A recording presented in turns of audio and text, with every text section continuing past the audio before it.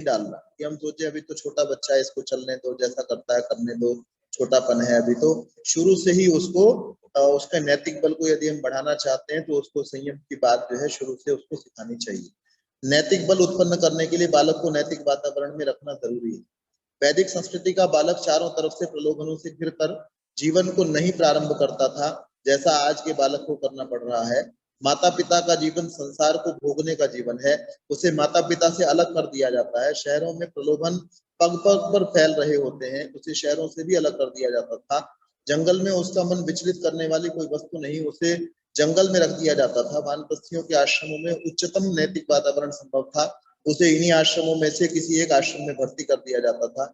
इन आश्रमों का पारिभाषिक नाम गुरुकुल था। इन आश्रमों में ब्रह्मचारी विद्या पढ़ता था, साथ ही 24 वर्ष की उम्र तक तपस्या का जीवन बिताता था, भोग ऐश्वर्य से दूर रहता था। वेद में ब्रह्मचारी का वर्णन करते हुए लिखा है, देखो वह ब्रह्मचारी आ रहा है, उसके सिर और दाढ़ी के बाल लंबे लटक रहे हैं, वह तप से कृश हो रहा है, उसने सिर पर तेल तक नहीं मला। तपस्या पूर्वक विद्या की साधना के बाद जब वह संसार में पढ़कर संसार में डूबा न रहे, प्रलोभनों के आने पर उनसे डिग न सके, भोगों को भोगता हुआ उनमें लिप्त न हो, इस बात के लिए तैयार हो जाता था, तब उसका समावर्तन संस्कार होता था। वह जंगल छोड़कर शहर चला आता था। वानप्रस्थियों को आश्रम छोड़कर वानप्रस्थियों का आश्रम छोड़कर माता पिता के पास पहुंच जाता था। उस समय उसका गुरु ही उसे शीशा, कंघा, छतरी, जूता देता था। उस तरह से उसके बाल काटकर कंघी से संवारे जाते थे और संसार में पढ़कर आत्म तत्व को विकसित करने के मार्ग पर वह चल देता था।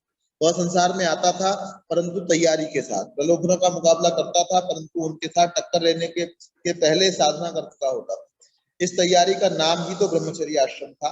गृहस्थाश्रम, जैसा हमने पहले कहा, भोग भी त्याग के बिना नहीं भोगा जाता, इसलिए संसार को भोगना सीखने के लिए पहले संसार में त्याग और तपस्या में रहना सीखने की जरूरत है। इसीलिए वैदिक संस्कृति में गृहस्थाश्रम से पहले ब्रह्मचर्य आश्रम को स्थान दिया गया है। गृहस्थाश्रम संसार को भोगने का आश्रम है। जो लोग यह समझते हैं कि प्राचीन भारत में त्याग ही त्याग की रट लगाई जाती थी, वे उस समय की संस्कृति को नहीं समझते। मनुष्य के विकास से गृहस्थाश्रम एक आवश्यक आश्रम था।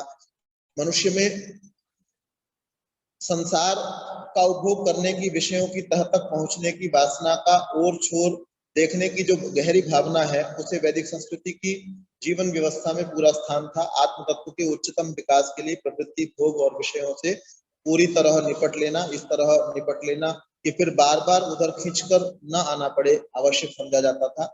वैदिक संस्कृति के अनुयायी संसार से भागने की ही बात नहीं करते थे, संसार को भोगने की भी बात भी करते थे। उनके निर्धारित की हुई जीवन की रूपरेखा में मंदिरों को स्थान था तो महलों को भी स्थान था, अरण्यों को स्थान था तो बड़े बड़े जनपदों को भी स्थान था, त्याग और निवृत्ति का स्थान था तो भोग और प्रवृत्ति का भी पूरा पूरा स्थान है। 457 पृष्ठ है, वानप्रस्थ अलगाव की भावना का नाम है। आज हम गृहस्थ जीवन में इस प्रकार फंसे हैं कि इसमें से निकलते हुए दुख होता है। अधिकांश लोग इसी में पड़े पड़े अपना जीवन समाप्त कर देते हैं। जिस किसी ने आश्रम शब्द का प्रयोग किया था, उसने बड़े मतलब से इस शब्द का उपयोग किया था। गृहस्थ एक आश्रम है, एक मंजिल है, एक पड़ाव है। वैदिक काल के ऋषियों ने जीवन को एक यात्रा समझा था और उस यात्रा के 4 पड़ाव माने थे। यात्रा में ब्रह्मचर्य आश्रम पहला पड़ाव समझा गया था, उसके बाद गृहस्थ की यात्रा की थी, इसके बाद एक और पड़ाव आता था, गृहस्थी, गृहस्थ को छोड़कर चल देता था। आज हम आश्रम शब्द के इस रहस्य को भूल गए हैं। गृहस्थ आश्रम में प्रवेश करने के बाद इसमें से निकलने का नाम ही नहीं लेते। हम इस प्रकार गृहस्थ आश्रम में डरते हैं मानो अनंत काल तक हमें जीना है। जिंदगी का बीमा 30-35 साल का होता है, परंतु हम अपने दिल में ऐसा बीमा किए बैठे हैं मानो हमें कभी मरना ही नहीं। गृहस्थ में पढ़कर हम भूल जाते हैं कि हमें इसमें से निकलना भी है। वैसे तो यहाँ जो आया है उसे जाना है, परंतु गृहस्थ एक ऐसा व्यूह है जिसमें अभिमन्यु की तरह मनुष्य प्रवेश तो कर लेता है, इसमें से निकलना भूल जाता है। हम अंत समय तक संसार की ही चिंताएं करते रहते हैं। वैदिक संस्कृति को मानने वाले 50 साल की आयु में घर गृहस्थी का भार बाल बच्चों पर छोड़कर जीवन यात्रा में अगली राह पर चल देते थे। आज ऐसा नहीं करते। सराय का नियम होता है कि वहां 5 या 7 दिन रहने की, ठहरने की इजाजत होती है। जो सराय में उससे अधिक दिन ठहरता है उसे सराय का मुंशी पहले तो इशारे से समझाता है, कोई ठीक इशारे से नहीं समझता तो उसे स्पष्ट कह देता है, और इतने पर भी कोई न माने तो उसका सामान उठवाकर बाहर फेंकवा देता है। जीवन एक यात्रा है, इसमें हमें आगे आगे जाना है, भले ही हम चाहें या न चाहें। जो भले मानस गृहस्थ के बाद स्वयं आगे चल देता है, उनकी मान मर्यादा प्रतिष्ठा बनी रहती है। जो ऐसा नहीं करते उन्हें सराय का मालिक धक्के मारकर निकाल देता है। आज जो लोग गृहस्थ में से निकलकर अगले रास्ते पर चलने की उम्र के हो गए हैं, वे अपने भीतर मुंह डालकर देखें, उनके साथ ऐसा ही बर्ताव हो रहा है या नहीं। उन्हीं के अपने लड़के बाले, उन्हीं की बहुएं उन्हें कोसती हैं, कहती हैं बुढ़ा न जीता है न मरता है। बहुओं को अपनी सासों से क्यों नहीं बनती, क्योंकि सास घर में इस प्रकार रहना चाहती है मानो वही बहू हो। बुढ़ापे में अपने पिता के साथ लड़के की क्यों नहीं बनती, क्योंकि पिता आखिरी दम तक पड़ा पड़ा लड़कों को बोझ मालूम पड़ने लगता है।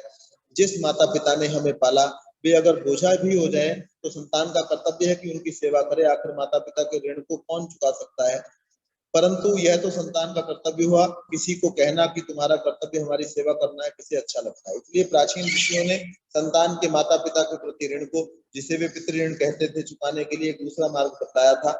उन्होंने यह मार्ग नहीं बताया कि माता पिता बूढ़े होकर घर में चौकी पर बैठ जाएं और पुत्र उनकी पूजा करें।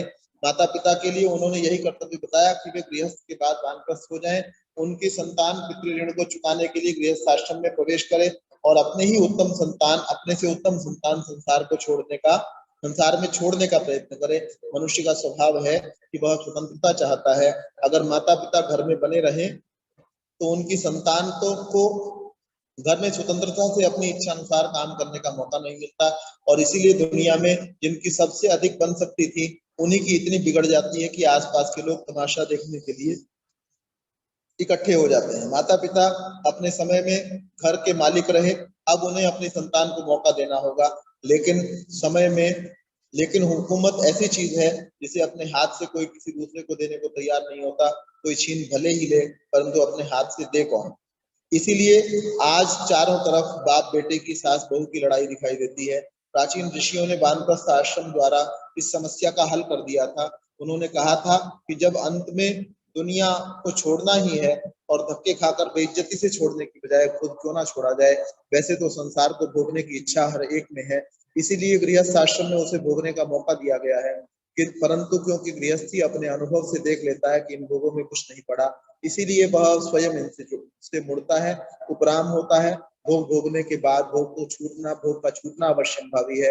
मनुष्य के मन की इसी अवस्था, इसी स्वाभाविक अवस्था को प्राचीन ऋषियों ने वैज्ञानिक रूप दिया था और इस प्रवृत्ति का नाम वानप्रस्थ आश्रम रखा था। वानप्रस्थ एक भावना विशेष है। संसार के विषयों में गोंद की तरह चिपक बैठने की जगह उनका रस भी लो और उसके बाद उन्हें छोड़ भी दो। संसार में प्रवृत्ति तथा निवृत्ति दोनों हैं, अपने अपने स्थान पर दोनों ठीक है। प्रवृत्ति और शास्त्रों में प्रेय कहा है, निवृत्ति को श्रेय कहा है। अभी यहाँ पढ़ते हुए मुझे एक बात ध्यान आई। पिछले दिनों सोनीपत के अंदर एक विवाह संस्कार था, तो हमारे परिवार के अंदर था, संबंधियों में विवाह संस्कार था, मैं उसमें पहुंचा हुआ था और एक बहुत अच्छे प्रतिष्ठित विद्वान जो है वहां आए हुए थे। तो भोजन करने के लिए वो चलने लगे। मैंने कहा आचार्य जी मैं लेकर के आता हूँ भोजन आपके लिए। तो कहने लगे नहीं मैं साथ चलूंगा। तो साथ में चले, तो साथ में जाकर के देखा उन्होंने चीजें तो ले ली, लेकिन कैसे चीजें ली।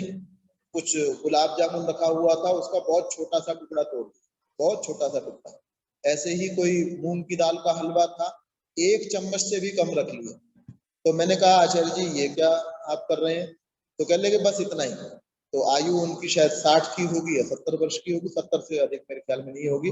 तो इस समय तक भी अब ये क्या है, वो उनके व्याख्यान मैंने सुने हैं, वो व्याख्यान भी इस प्रकार से ही देते हैं कि मनुष्य जीभ का उपयोग तो करे, लेकिन जीभ का उपयोग बुद्धिपूर्वक करे। तो जीभ से स्वादिष्ट चीज को चख भी रहे। हालांकि ये भी हो सकता है बढ़ता बढ़ता आदमी कहे जी मुझे तो कोई चीज ऐसी खानी नहीं है, वो भी एक स्थिति है।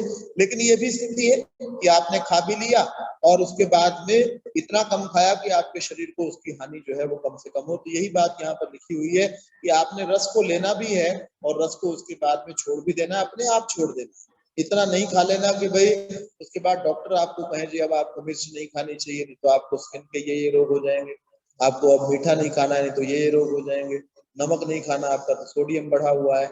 ऐसी स्थिति ना आए, अपने आप ही हम अपने आप छोड़ने वाले चीजों को, हर चीज को इसी प्रकार से छोड़ने वाले हो जाए। मेरे विचार से हम इन विषयों पर अच्छी चर्चा कर चुके हैं। हालांकि काफी कुछ इसमें लिखा हुआ है और बार बार पढ़ करके कोई चीज रिपीटेडली भी आती है तो भी अच्छी ही लगती है। और कई पृष्ठ हैं, आप लोग चाहेंगे तो कल भी वानप्रस्थ पर चर्चा हो जाएगी, नहीं तो आगे संन्यास के ऊपर की ओर हम लोग बढ़ेंगे। नीता आर्या जी आज हमारे बीच में हैं, वो अनम्यूट शायद नहीं कर पाई हैं। मैं आपका परिचय दे दूं।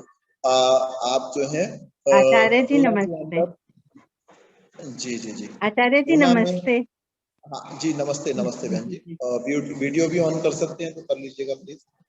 तो थोड़ा सा परिचय मैं दे देता हूँ, आप भी बात करना चाहेंगे तो कर सकेंगे। तो नीता जी आर्य समाज नानापेट है पूना के अंदर, बहुत प्रसिद्ध आर्य समाज है, बहुत पुरानी आर्य समाज है जितनी मेरी जानकारी है, क्योंकि मैंने बहुत विद्वानों से उसके विषय में सुना हुआ है। तो वहां पर आप सक्रिय हैं, आपके पति भी वहां पर सक्रिय हैं, और प्रति शनिवार जब लॉकडाउन का समय था तो विद्वानों का सहयोग करने की आपके मन में भावना आई कि विद्वानों को इस समय कहीं व्याख्यान देने का और भजन बोलने का कोई अवसर नहीं मिल रहा, तो जिनकी आजीविका इसी पर चलती है तो उनका सहयोग करें। तो उस समय में बहुत सारे व्यक्तियों से आपने बातचीत की, लेकिन लोगों ने सहयोग नहीं किया शुरू में। तो इन्होंने सोचा कि सीधा बिना किसी से कुछ लिए अगर हम देंगे, हो सकता है बहुत सारे विद्वान लेने को तैयार ना हो, कि वो स्वाभिमानी होंगे। तो इन्होंने उसके लिए तरीका अपनाया कि ऑनलाइन जो है प्रति शनिवार को कार्यक्रम आरंभ किया, और उसमें आप विद्वानों को बुलाया करते थे, वैष्णव को बुलाया करते थे, और उनके व्याख्यान रखवाए, और उनको एक सम्मानजनक राशि जो है आपने भेंट की। वो क्रम आपका अभी तक चल रहा है। तो इस प्रकार की आज मैंने इनको एक दो बार निवेदन किया था, आपके पास भेजा था, कल परसों जुड़ना चाह रही थी, जुड़ नहीं पाई थी। तो मैं आज आपका स्वागत करता हूँ अपनी वैदिक संस्कार समिति की ओर से। और ये धन्यवाद 16 आचार्य जी। और मेरा निवेदन ये भी है कि शनिवार को इनको ग्रुप में जोड़ लेंगे हम लोग, नीता जी को इस ग्रुप में भी आप डाल दिया करें। शनिवार को 10:20 से 12 बजे के बीच में आपका कार्यक्रम बिल्कुल रहता है। तो उसमें भी हम में से जो लोग गृहिणियां हैं हम में से, तो अगर जुड़ सकें तो रसोई के काम करते हुए और काम करते हुए हम जुड़ सकते हैं, तो हम लोग अवश्य जुड़ेंगे। नीता जी अगर कुछ कहना चाहें तो आपका स्वागत। जी धन्यवाद आचार्य जी। मैं भी चाहती हूँ कि अधिक से अधिक लोग लाभ लें, तो इसलिए मैं आपको लिंक भेज दिया करूंगी। आप अगर आगे प्रेषित करेंगे तो आपका बहुत बहुत धन्यवाद होगा। जी जी धन्यवाद। रश्मि जी। सभी जी आर्यजनों को बहुत नमस्ते। जी, जी बहुत स्वागत है अनीता जी आपका, और आपके कार्यों को जो है नमन है। आप वास्तव में एक आर्या जैसा कार्य कर रहे हैं। यही जो है सदैव ध्यान रहता है, ये भारत की ही संस्कृति है कि हम किसी को मुफ्त में जो है, भारत कभी लेने देने के भाव में नहीं था, उस चीज को आपने समझा। और आचार्य श्री जैसे बताते हैं, हम भी वही समझते हैं। हमें भी बहुत अच्छा लगता है कि हम भिखारी नहीं तैयार करते हैं, इस देश में भिक्षुक भी रहे हैं तो वह बहुत ही स्वाभिमानी होते थे, आवश्यकता से अधिक कुछ नहीं लेने के भाव के कारण आज भी आर्य समाज अपने उच्च जीवन स्तर को जीता है, और उस चीज को आपने बहुत अच्छे ढंग से दिया। बहुत धन्यवाद बहुत वैदेही जी।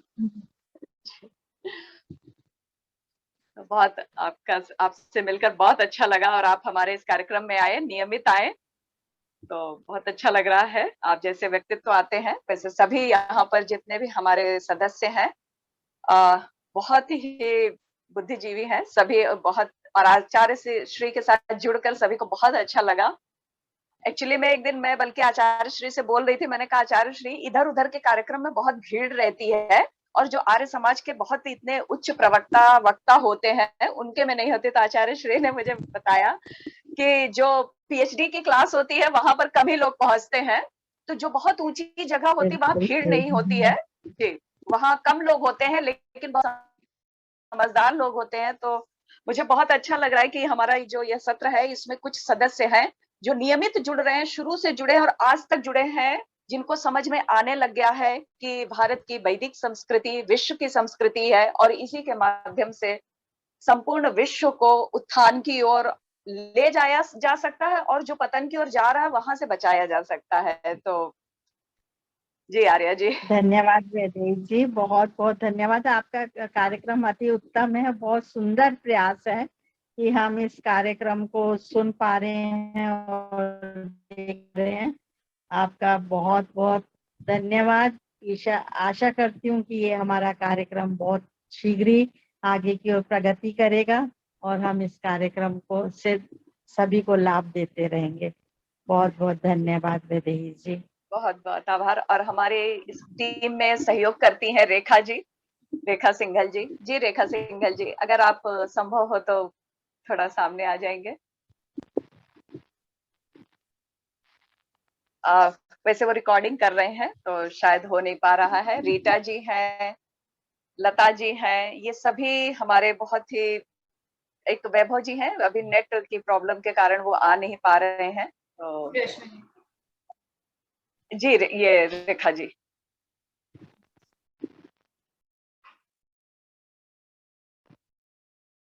रेखा जी कार्य बहुत करते हैं, बस थोड़ा बोलते कम है, उनकी जगह मैं बोल लेती हूँ।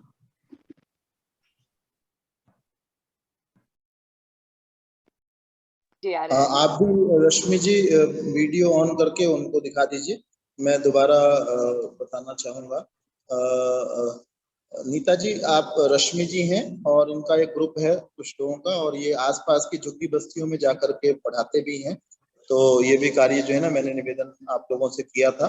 और पहले आप योग सिखाया करते थे, तो मैंने निवेदन किया, नीता जी को विशेष रूप से बताना चाहूंगा, बाकी को शायद जानकारी है ही। तो मैंने निवेदन किया कि हम संपन्न व्यक्तियों के पार्कों में जाकर के संपन्न व्यक्तियों को सिखाते हैं। उसकी अपेक्षा ज्यादा आवश्यकता जो है गरीब व्यक्तियों पे है। संपन्न व्यक्ति तो किसी को हायर भी कर सकता है हर काम के लिए, लेकिन गरीब व्यक्ति हायर नहीं कर सकता। तो मेरे निवेदन को स्वीकार करके आप लोग जो है आसपास की बस्तियों में जाते हैं, उनको पढ़ाने का, विभिन्न विषयों को पढ़ाने का और योग आदि सिखाने का और प्राणायाम सिखाने का भी आप लोगों की टीम जो है वो काम कर रही है। और वैदिक संस्कार समिति के नाम से एक बनाया है और संगठन, और उसको अभी रजिस्टर कराने की इच्छा है। तो इस तारीख के अंदर आप लोग लगे हुए नेताजी की जानकारी के। धन्यवाद। शांति पाठ बहुत कर लें। सुंदर है। ये आचार्य श्री की प्रेरणा से आर्य जी हुआ, और हमें बहुत अच्छा लग रहा है कि जो वानप्रस्थ का एक जीवन है, वह आचार्य श्री ने उसकी नींव रख दी, उसका अंकुरण कर दिया। अन्यथा सच में हमें तो लग रहा था कि ठीक है, हम योग कर रहे, करा रहे हैं, और वाकई में कभी सोचा ही नहीं था कि हमें वंचितों को देना है। हम तो उन पेट भरे हुए लोगों को और दे रहे थे, अधिक दे रहे थे, जिन्हें कुछ चाहिए नहीं था, जिन्हें भूख नहीं थी। तो अभी वहां जाती हूँ तो थोड़ा अभी इतना संख्या बच्चों की हुई नहीं है, क्योंकि अभी उनको थोड़ा विश्वास नहीं हो पा रहा है कि कोई निस्वार्थ भाव से इस तरीके से कार्य करने आ सकता है। कुछ लोग तो विश्वास कर रहे हैं, कुछ नहीं कर रहे हैं, लेकिन आचार्य श्री का बहुत आभार है कि उन्होंने हमें जीवन में एक लक्ष्य दे दिया है। और यह आर्य संस्कृति, वैदिक विचार ही यह जो उनमें जीता है, वही वह व्यक्ति ऐसा मार्गदर्शन कर पाता है। आचार्य श्री का बहुत बहुत आभार है। जी आचार्य श्री। बहुत सुंदर वैदेही जी, आप जो ये कार्य कर रहे हो बहुत ही उत्तम कर रहे हो। बस जरूरत है अपने को कि एक के साथ एक जुड़ता जाए तो आर्य समाज काफी आगे जा सकता है और उसके संस्कार भी घर घर तक पहुंचाए जा सकते हैं। बहुत बहुत आपको साधुवाद। जी धन्यवाद। शांति पाठ। ओम द्यौः शान्तिरन्तरिक्षं शान्तिः पृथिवी शान्तिरापः शान्तिरोषधयः शान्तिः वनस्पतयः शान्तिर्विश्वे देवाः शान्तिर्ब्रह्म शान्तिः सर्वं शान्तिः शान्तिरेव शान्तिः सामा शान्तिरेधि। ओम शांति शांति शांति। सभी को सादर प्रणाम। सभी का